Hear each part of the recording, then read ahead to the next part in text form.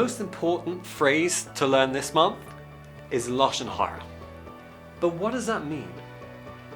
Literally translated as bad language. When we generally speak about bad language with our children, we're telling them, don't use profanities. But that's not what Lashon Hara means. Lashon Hara, defined in its Jewish terminology, means any speech which is hurtful or harmful. For example, if one is discussing someone else's poor character traits, their bad habits, or an embarrassing moment about them, that would be Lashon Hara, because it's hurtful to share these things about other people. For example, David is so lazy. Don't bother asking Sam to borrow his lawnmower, he never lends out anything. Did you see the way she just treated her dog? Saying something unflattering, insulting, unkind, potentially embarrassing about another person, all constitute Lashon Hara.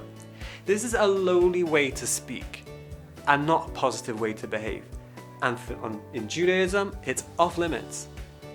Alternatively, we could say something about someone else which is not so much that it's hurtful, but it could cause them harm.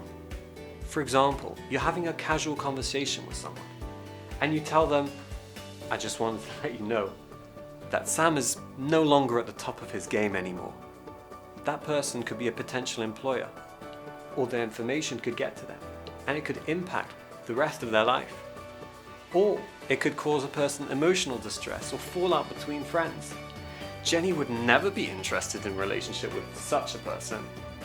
An offhanded remark about Jenny's dating preferences could mean that she doesn't get asked out by someone who's perfect for her.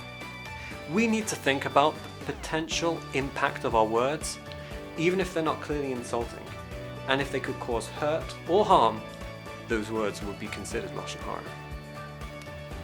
These two types of speech, whether it's hurtful or harmful, comprise the basic cases of Lashon Hara, which have been off limits for the Jewish people for thousands of years.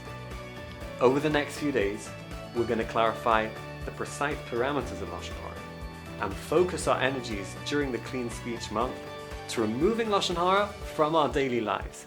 Today's Daily To-Do Challenge. Imagine that Siri or Alexa is transcribing your every word and sharing it with any person that you're speaking about. How would that impact the way that you speak?